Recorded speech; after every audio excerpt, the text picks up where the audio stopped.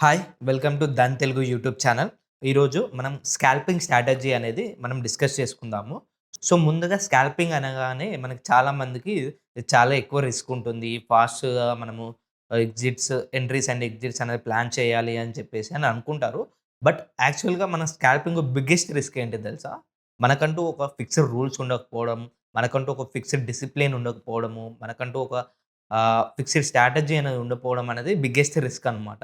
So, ఈ వీడియోలో ప్రాబ్లమ్స్‌కనేది సొల్యూషన్‌గా మనకొక స్కాల్పింగ్ స్ట్రాటజీ అనేది ఒక ప్రొఫెషనల్ స్కాల్పింగ్ స్ట్రాటజీ అనేది మనం డిస్కస్ చేద్దాము.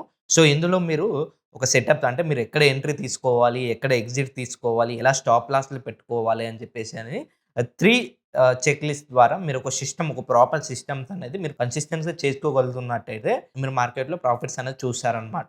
So, without wasting further time మనం వీడియోకెళ్ళిపోదామా? సో, జనరల్‌గా మనం స్కాల్పింగ్ స్ట్రాటజీ చేసేటప్పుడు 90% ఆఫ్ పీపుల్ ఎందుకు ఫెయిల్ అవుతున్నారో చూసుకున్నట్లయితే వాళ్ళకి చాలా ఇండికేటర్స్ అంటే రాండమ్‌గా ఒక నంబర్ ఆఫ్ 5, 10 ఇండికేటర్స్ అనేది రాండమ్‌గా చార్ట్ మీద అప్లై చేసేసుకొని too many of indicators, too many analysis అంటే మనకు స్టాక్ మార్కెట్‌లో మనకు too much analysis leads to paralysis అని కూడా అంటారు.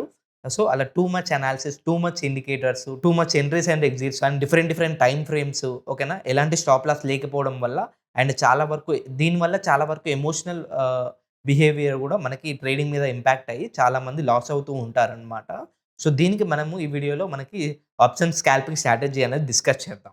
ఈ స్ట్రాటజీ అనేది బ్యాంక్ నిఫ్టీలోనే చేస్తాము. అండ్ టైమ్ ఫ్రేమ్ వచ్చేసి 3 మినిట్స్ టైమ్ ఫ్రేమ్ ఉంటుంది. సో, ఇందులో మనం ఒక 2 ఇండికేటర్స్ అనేది యూజ్ చేస్తాము. చాలా సింపుల్ సెటప్ ఉంటుంది.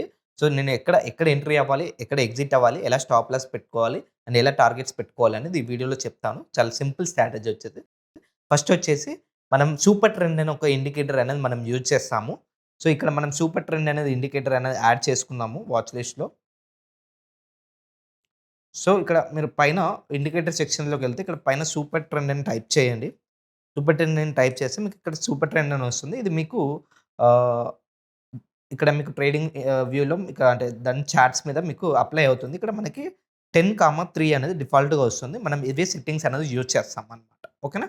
సో, దాని తర్వాత మనకి ఈఎంఐ అంటే ఈఎంఐ అంటే ఎక్స్‌పోనెన్షియల్ మూవింగ్ యావరేజెస్ అనమాట. ఓకేనా? సో, ఇదొక ఇండికేటర్ అనేది యూజ్ చేస్తాము. సో, ఇది కూడా మనం చార్ట్ మీద అప్లై చేసుకున్నాము. సో, ఇందులో మనము మూవింగ్ యావరేజ్ అనేది మనం 20 అనేది పెట్టుకుంటామనమాట. ఓకేనా? 20 లెంత్ అనేది 20 అనేది పెట్టుకుంటాము. సో, ఈ 2 మూవింగ్ యావరేజెస్ అనేవి మనం ఈ స్కాల్పింగ్‌కి ట్రేడింగ్ చేయడానికి 2 ఇండికేటర్స్ అనేది మనం యూజ్ చేస్తాము. అండ్ టైమ్ ఫ్రేమ్ గూడా మనము 3 మినిట్స్ టైమ్ ఫ్రేమ్. ఇక్కడ మనకు చాలా టైమ్ ఫ్రేమ్స్ ఉంటాయి. 1 minute, 2 minute, 3 minutes, 5 minutes. So, ఇవన్నీ మనకి ఉంటాయి టైమ్ ఫ్రేమ్స్. మనం 3 మినిట్స్ టైమ్ ఫ్రేమ్ అనేది చూజ్ చేసుకుంటాం. సో, మనకి బేసికల్లీ స్కాల్పింగ్ అనేది within fraction of minutes and అంటే కొన్ని సెకండ్స్‌లోనే మనకి ట్రేడ్ అనేది అయిపోతుంది. సో, అందుకే మనం మోస్ట్ ఆఫ్ ది స్కాల్పింగ్ స్ట్రాటజీకి చాలా లో టైమ్ ఫ్రేమ్స్ అనేది యూజ్ చేస్తాము. చాలా స్పీడ్‌గా ఎగ్జిక్యూషన్ అనేది ఉంటుంది. ఓకేనా? సో, ఈ స్ట్రాటజీలో మనం 3 మినిట్స్ టైమ్ ఫ్రేమ్ అనేది యూజ్ చేస్తాము. అండ్ అదే విధంగా 2 ఇండికేటర్స్ యూజ్ చేస్తాము. ఫస్ట్ వచ్చేసి EMA exponential moving average. Second one వచ్చేసి సూపర్ ట్రెండ్ అనమాట. ఓకేనా? అండ్ ఇది మనం బ్యాంక్ నిఫ్టీలో చూస్తామనమాట. ఓకేనా? సో, ఇక్కడ మనం యాడ్ చేసుకున్నాము చార్ట్‌లో మనం ట్రేడింగ్ వ్యూ చార్ట్‌లో. ఇది మనము బ్యాంక్ నిఫ్టీ ఫ్యూచర్స్‌లో మనం ట్రేడ్ చేస్తామన్నమాట. మనం ఎలా ఎంట్రీ తీసుకోవాలని చెప్పేసి మనం చూస్తామన్నమాట. సో, ఫస్ట్ ఆఫ్ ఆల్ ఇక్కడ మనం డేట్ చూసుకున్నట్లయితే మనకి మీరు చార్ట్ ఓపెన్ చేయండి. రాండమ్‌గా ఏదైనా ఒక చార్ట్ ఓపెన్ చేయండి. 9:15 మార్కెట్ ఓపెన్ అవుతుంది. సో, మనకి సూపర్ ట్రెండ్ అనేది గ్రీన్‌లో ఉన్నప్పుడు మనం బై ఎంట్రీ సైడ్ అనేది మనం బయింగ్ ఆపర్చునిటీ అనేది మనం చూడాలి. అండ్ సూపర్ ట్రెండ్ అనేది రెడ్ కలర్‌లో ఉన్నప్పుడు మనకు sell entries and selling opportunities అనేది చూడాలన్నమాట. సో, ఈ బయింగ్ ఎంట్రీస్ ఆపర్చునిటీస్ ఏ విధంగా చూడాలి? And selling entries and selling opportunities ఏ విధంగా చూడాలి అని మనం చార్ట్ ద్వారా మనం అర్థం చేసుకుందాం. ఓకేనా? సో, ఫస్ట్ ఆఫ్ ఆల్ ఇక్కడ మనకు సూపర్ ట్రెండ్ అనేది గ్రీన్ సిగ్నల్ అనేది చూపిస్తుంది. సో, ఇక్కడ సూపర్ ట్రెండ్ అనేది గ్రీన్ సిగ్నల్ చూపించినప్పుడు మనకి సూపర్ ట్రెండ్‌కి అండ్ చార్ట్‌కి క్యాండిల్స్‌కి అనేది సమ్ డిస్టెన్స్ అనేది ఉంది ఇక్కడ మీకు. ఓకేనా? మీరు చూసుకున్నట్లయితే సమ్ డిస్టెన్స్ అనేది ఉంది. అండ్ స్టడీగా మనకు మార్కెట్ అనేది మూవ్ అవుతుందన్నమాట. సో, అలాంటి టైమ్స్‌లో మనము ఈ ట్రేడింగ్ ఎంట్రీ సెటప్ అనేది మనం ఎంట్రీ అవ్వకూడదనమాట. మనం ఎప్పుడు ఎంట్రీ అవ్వాలంటే మనకిక్కడ సూపర్ ట్రెండ్ అనేది లైన్ దగ్గర సపోర్ట్ అనేది తీసుకుంటుంది గదా! సపోర్ట్ తీసుకున్నాక మనకక్కడ ఒక బుల్లిష్ క్యాండిల్ ఓకేనా? బుల్లిష్ ఎన్ఫిలింగ్ క్యాండిల్ ఫార్మేషన్ అయినప్పుడు సో, దాని హైలో మనం ఎంట్రీ అనేది ప్లాన్ చేసి మనము ఆ క్యాండిల్ లోలో అనేది స్టాప్ లాస్ అనేది పెట్టుకుంటామనమాట. ఓకేనా? సో, ఇక్కడ మనం ఎంట్రీ అనేది ప్లాన్ చేస్తాం. ఎందుకు ప్లాన్ చేస్తామంటే ఇక్కడ మనం సపోర్ట్ అనేది తీసుకుంది. సో, అది కూడా అక్కడ బుల్లిష్ సిగ్నల్ అంటే bullish engulfing and markets bullish candle అనేది ఫార్మ్ అయింది. అండ్ అక్కడ మనకి బుల్లిష్ ఎన్ఫిలింగ్ అనేది క్యాండిల్ స్టిక్స్ ఫార్మ్ అయింది కాబట్టి అక్కడ మనం బయింగ్ ఎంట్రీ ఆపర్చునిటీ చూస్తాం. అండ్ స్టాప్ లాస్ కూడా మనము 8-10 పాయింట్స్ మాత్రమే మన స్టాప్ లాస్ అనేది పెట్టుకుంటాము. అండ్ టార్గెట్ కూడా అరౌండ్ 15-20 పాయింట్స్ వరకు టార్గెట్ అనేది ఉంటుందన్నమాట. ఓకేనా?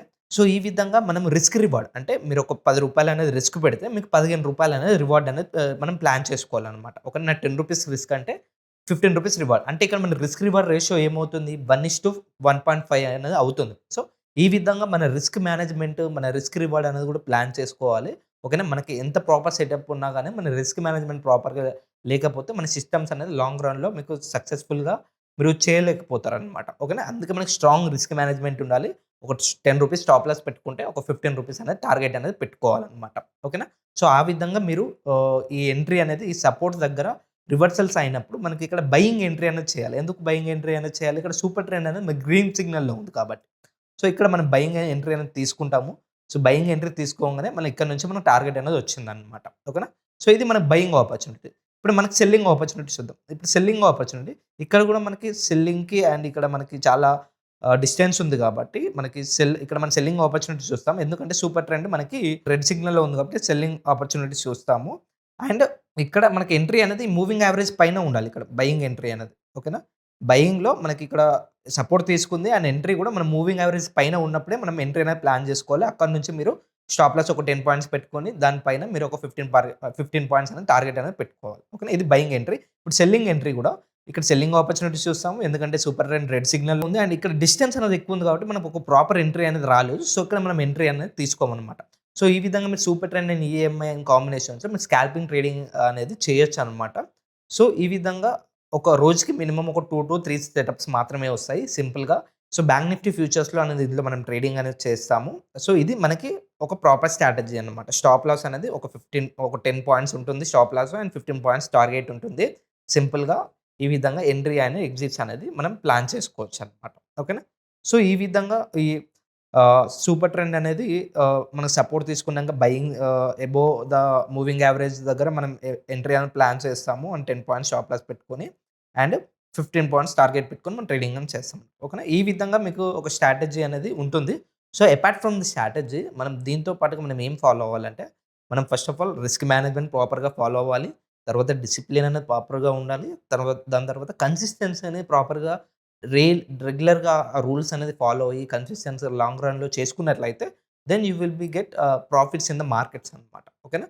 సో, చాలామంది బిగ్ ఇన్వెస్టర్స్ కానీ, ప్రొఫెషనల్ ఇన్వెస్టర్స్ కానీ, ఎక్స్‌పీరియన్స్ ట్రేడర్స్ కానీ so, they will follow the certain rules అంటే వాళ్ళకంటూ సర్టెన్ రూల్స్ అనేవి ఉంటాయి. వాళ్ళకంటూ ఎంట్రీ అండ్ ఎగ్జిట్ కండిషన్స్ ఉంటాయి. వాళ్ళ మైండ్ సెట్ తగ్గట్టు, వాళ్ళ సిస్టమ్స్ తగ్గట్టు, వాళ్ళ ఎంట్రీ అండ్ ఎగ్జిట్ తగ్గట్టు వాళ్ళు ఓన్‌గా ట్రేడింగ్ అనేది చేసుకోగలుగుతారనమాట. సో, ఈ విధంగా మీరు ఎంట్రీ అండ్ ఎగ్జిట్స్ అనేది ప్లాన్ చేసి ప్రాపర్ రిస్క్ మేనేజ్‌మెంట్ కన్సిస్టెంట్‌గా ట్రేడ్ చేసుకోగలిగితే మీరు స్టాక్ మార్కెట్‌లో మంచి ప్రాఫిట్స్ అనేది చూడగలుగుతారనమాట.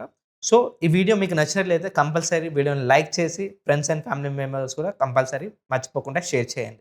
That's it for this video. See you in the next one. Thank you. Jai Hind. Investments in the securities market are subject to market risk. Read all the related documents carefully before investing.